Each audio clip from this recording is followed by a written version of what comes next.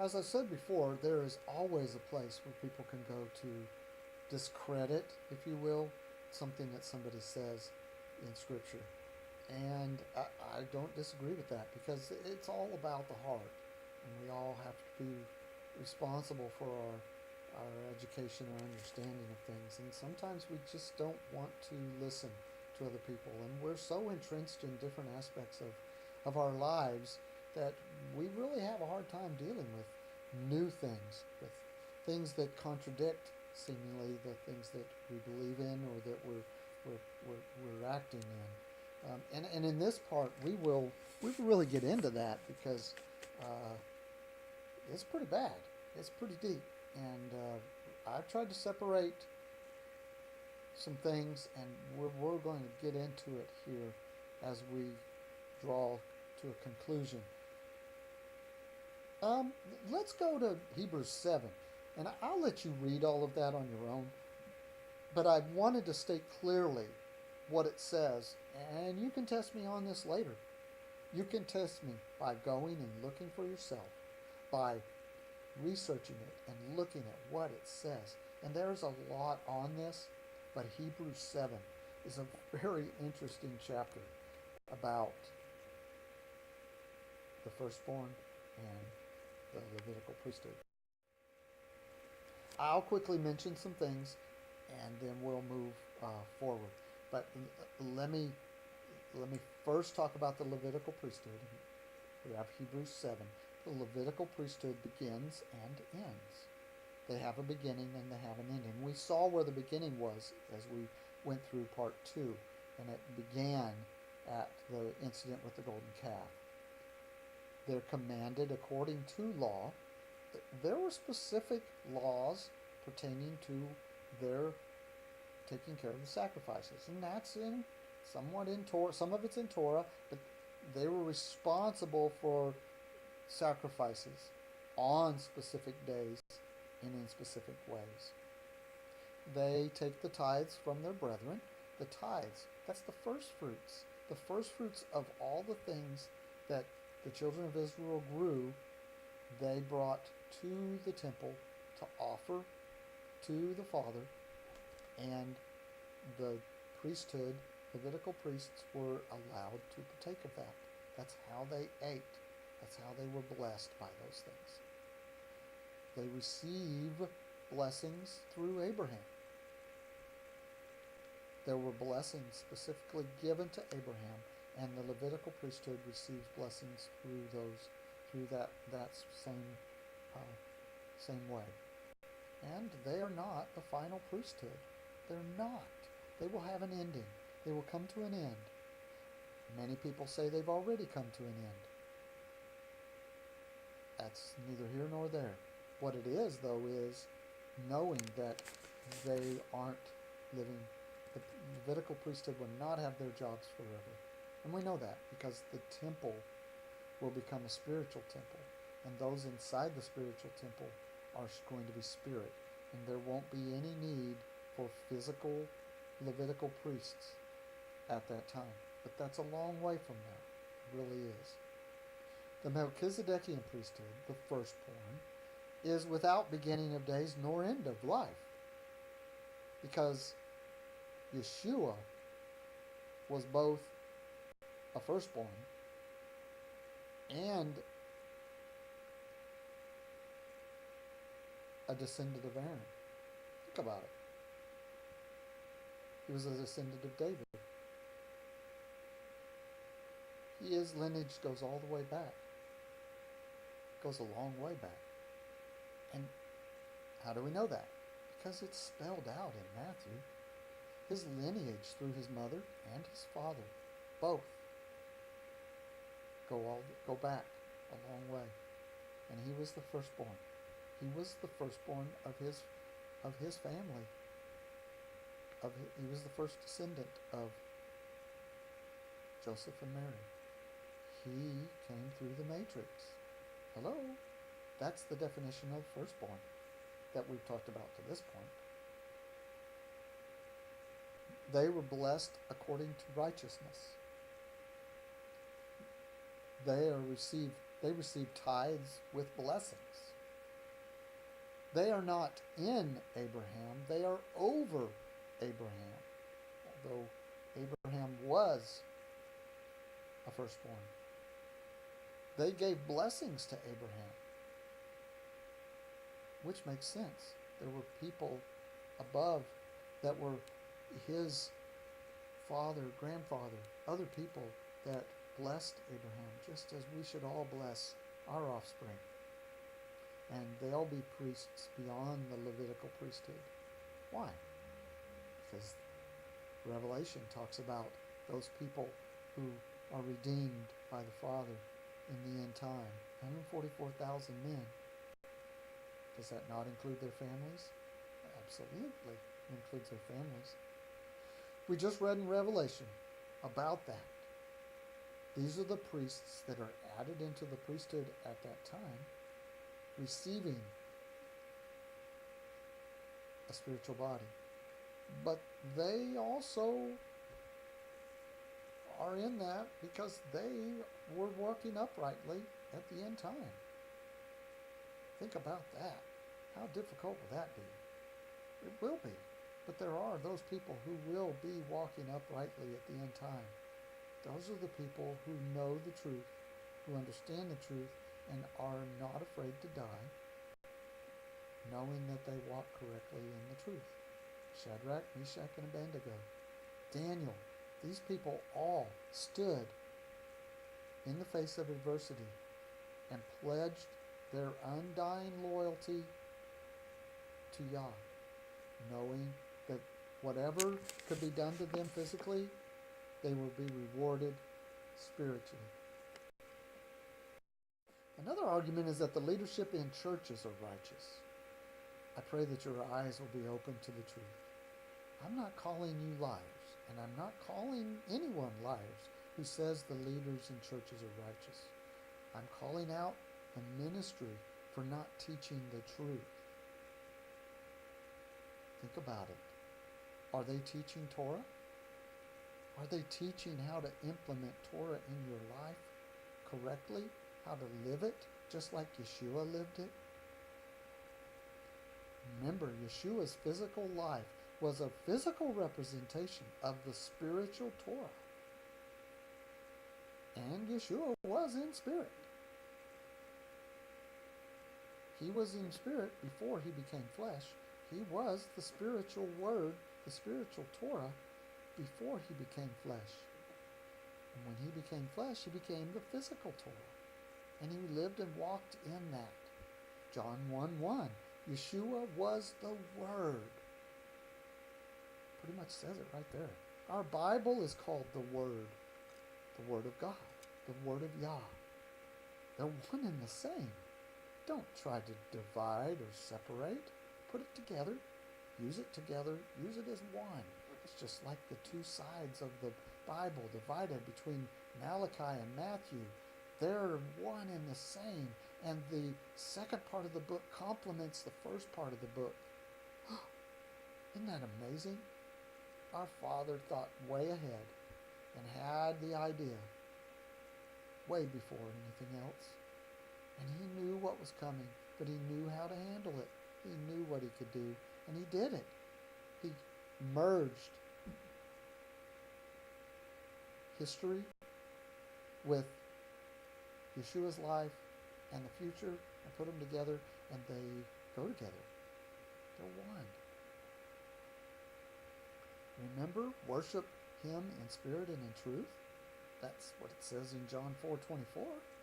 How can we worship him in spirit? By following the truth, by walking in the truth uprightly,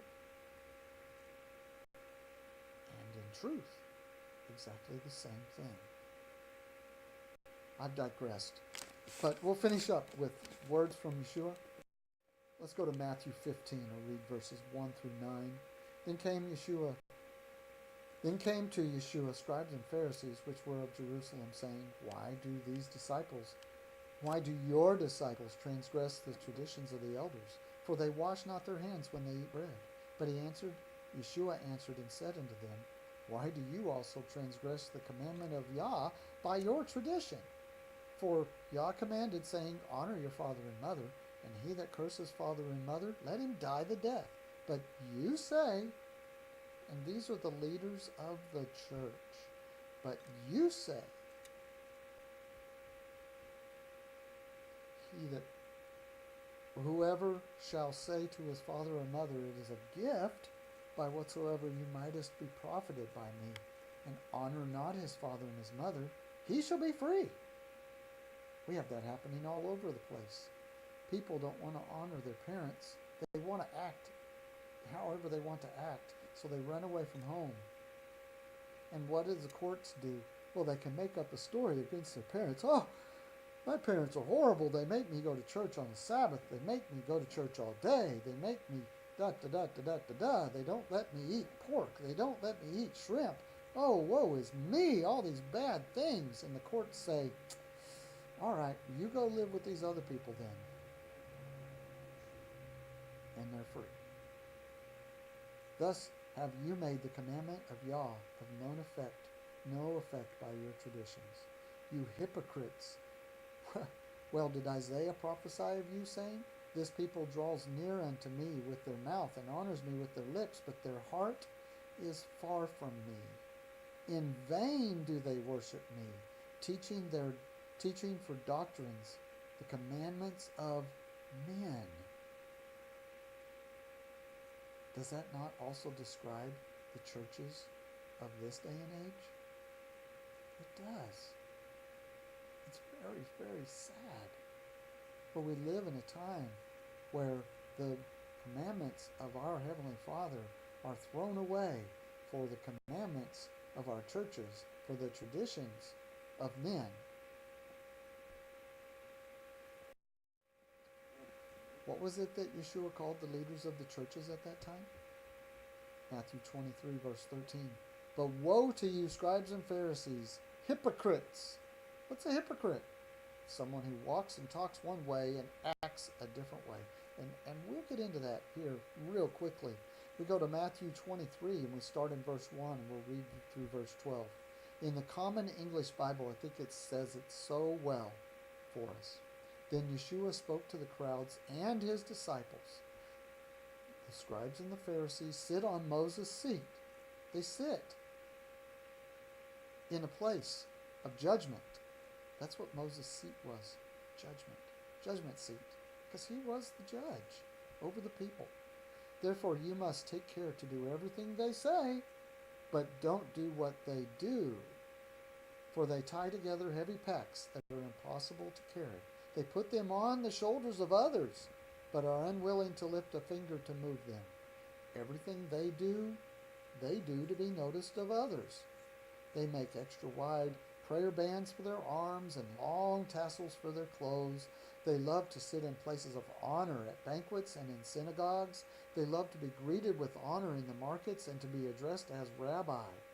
But you shouldn't be called rabbi because you have one teacher and all of you are brothers and sisters. Don't call anybody on earth your father because you have one Father who is heavenly. Don't be called teacher because Yeshua is your one teacher. But the one who is greatest among you will be your servant. All who lift themselves up will be brought low, but all who make themselves low will be lifted up. Think about these things. We are commanded to fast, to go without food and water for a 24-hour period, once a year. And there are those in the ministers in churches that say, I don't have to do that. And you would say, why don't you have to do that? And they say, because I'm not under that law. That law is for brothers and sisters. And right here it says, we're all brothers and sisters. Ouch. They say, we don't have to tithe. They say, I get to keep your money. They say all sorts of things. All who lift themselves up will be brought low, and all that make themselves low will be lifted up. These are serious allegations that Yeshua is saying. They ring very true.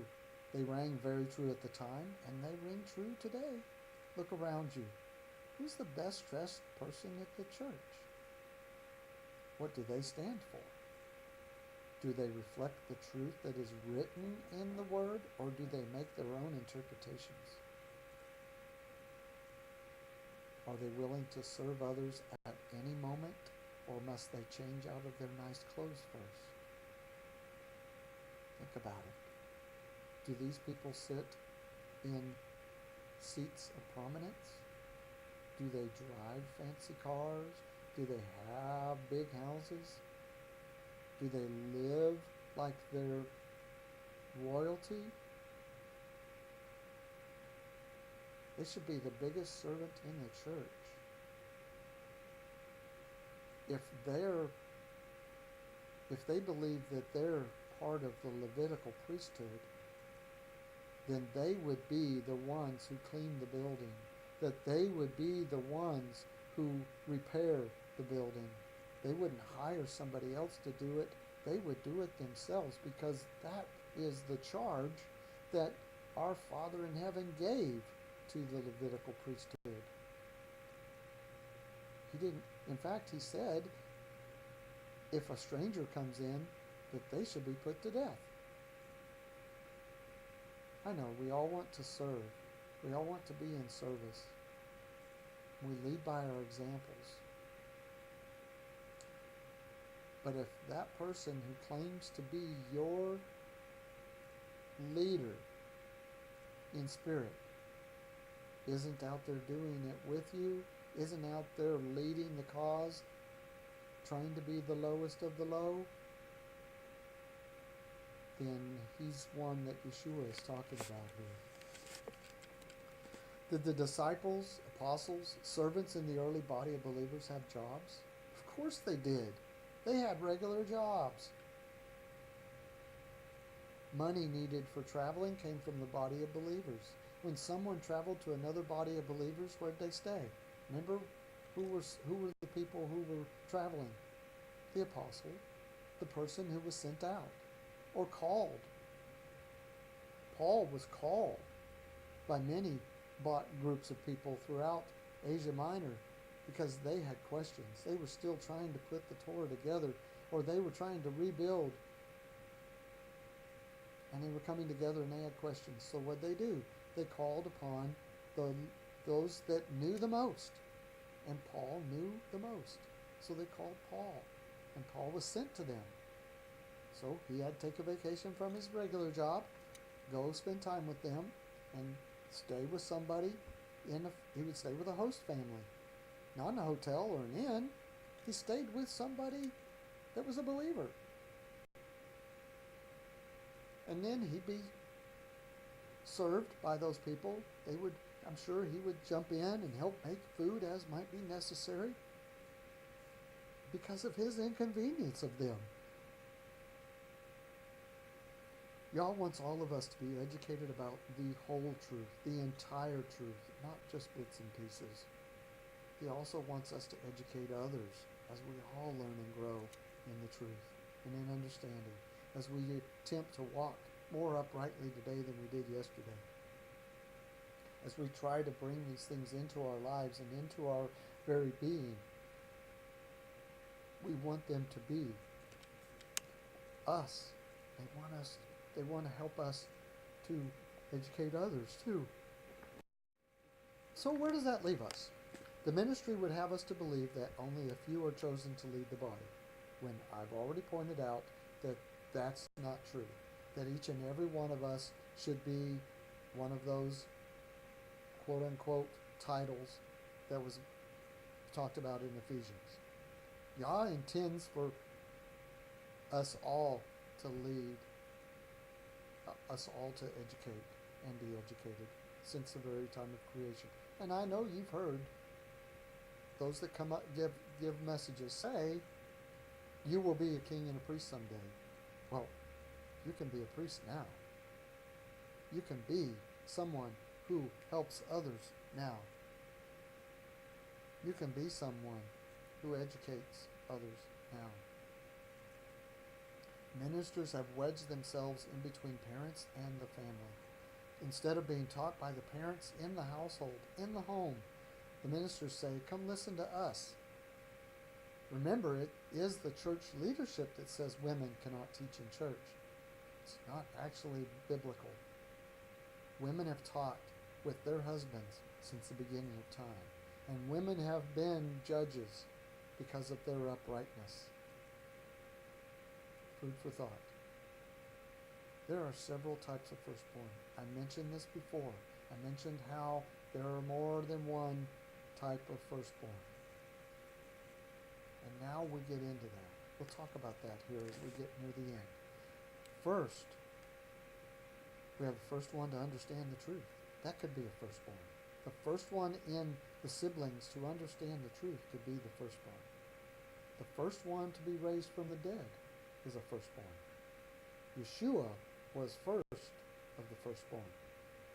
In that way, remember, he was raised from the dead. There will be others that will be raised from the dead at his second coming. Those will also be firstborn. So they will be raised from the dead, and they will be firstborn. First one to open the matrix. That was the primary definition in the Torah. The first one to open the matrix. So the firstborn of that woman would be firstborn. Can they be firstborn in a family if they're from different mothers? We'll talk about that as we get through this little part. Because many will argue that Rachel was betrothed to Jacob before Leah was introduced, that her son actually would be the firstborn among the family, even though he was almost the youngest.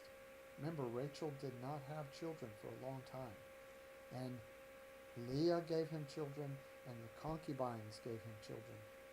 So he was married to 4 women. All of those women had children that were his. But remember, the firstborn blessings didn't go to the firstborn of Leah. They went to the firstborn of Rachel. And people say, well, that's because they got in trouble and da-da-da-da-da and all these different things. And well, certainly they did get in trouble. And yes, those may have been reasons why. But you can also say that Rachel was betrothed to Jacob before Leah and Jacob got married. It's not our rules, but it's the Torah. And Yah's rules and law are the Torah. But it actually says, once betrothed, they are considered married. This is in the Torah. Just as it also says that if a man lay with a virgin, he should now marry her. He is now married to her. And if he's not going to be, he has to give her a bill of divorcement. But wait, you would only give a bill of divorcement if you were married. So upon them having sex, they are now man and woman. They are one. They are married. Who changed all these things? Man did. Man changed the rules for marriage. Who changed immersion? Man. John the Immerser went to the river. We know that. We also know he laid hands on people.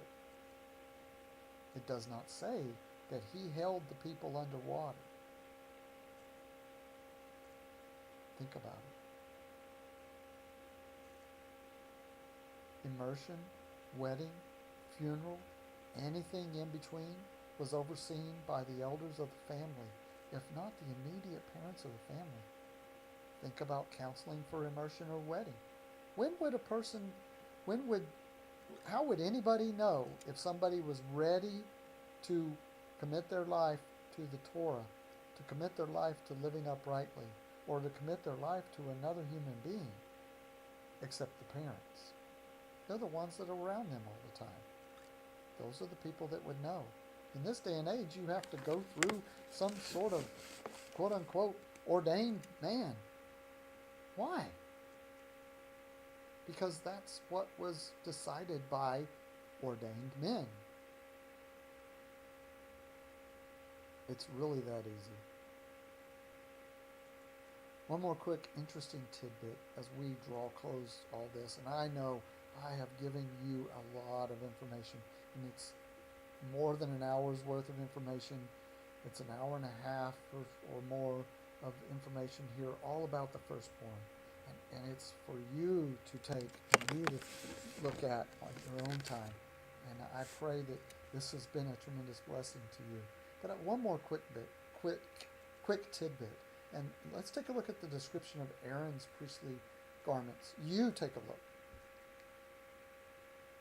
And then, does it remind you of somebody else's coat? Well, yes, Joseph. And was Joseph not a priest? Absolutely. And his father gave him that coat. You think about it. Would his father not have known when it was time for his son to receive some of the authority spiritually that he had? It's something we don't really talk about, and there are a lot of people that would have problems with that. But if you think about the passing down of authority and of spiritual knowledge from one family member to another, this is a perfect opportunity to see that he was being given and recognized for his spiritual understanding and his uprightness. He was immature in his words, but he didn't really know that. He was just sharing insight that Yah had given him about his dreams, and that shouldn't have put so much pressure on his brothers. They should have been accepting of him and his dreams, but they were jealous. They were covetous. Get it? They weren't upright men to begin with. So where do we go from here? I've taken you all over the Word, reading and pointing out so many things. Take some time, go back over these things, and pray that Yah guide you as you look at these things in your own time. I'm not trying to get you to throw away your spiritual life. I want you to incorporate more into your spiritual life. You have been educated, you've been given the Word, and you can use that to study yourself, study to show yourself approved. You can use that to be an educator of others as well. Don't take my word for it. Read it. Look at it yourself.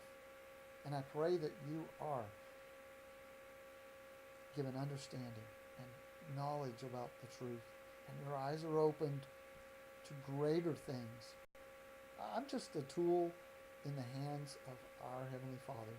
And these are things that I have looked for, that I have found, that I've come in contact with in different aspects of my walk.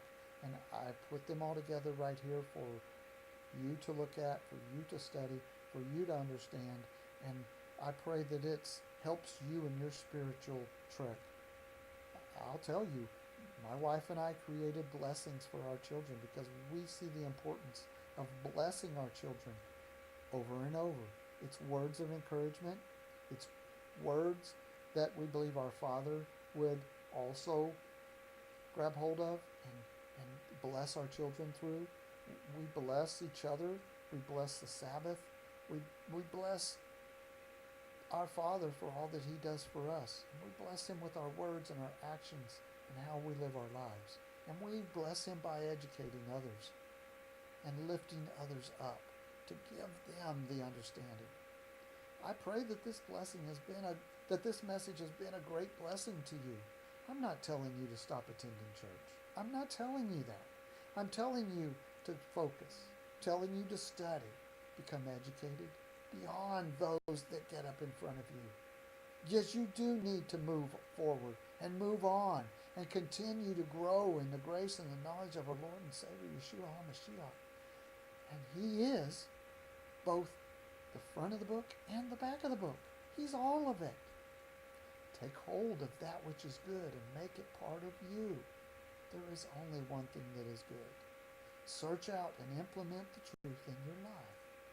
We have to draw ourselves closer to the trunk of the tree and not be out on those limbs, because those limbs are frail and those limbs will crack and they'll break and they'll fall. And if our understanding is rooted in those limbs way out there on the far away from the trunk of the tree, then we're in trouble. We need to be close to the trunk of the tree. There's only one that is good. And he led a perfect life in Torah. He walked in Torah his whole life so that we could all see every example in that, in his life. We can take back to Torah and look at it and just see it in color. So go to the Torah and prove it. May Yah bless you in all that you do, in everything that you undertake. Take this message. Spread these blessings to others that you come in contact with. Because we all need blessings. We can all get those blessings. Praise and glory and honor to Yeshua. Praise and glory and honor to Yahweh. Blessings, my friends.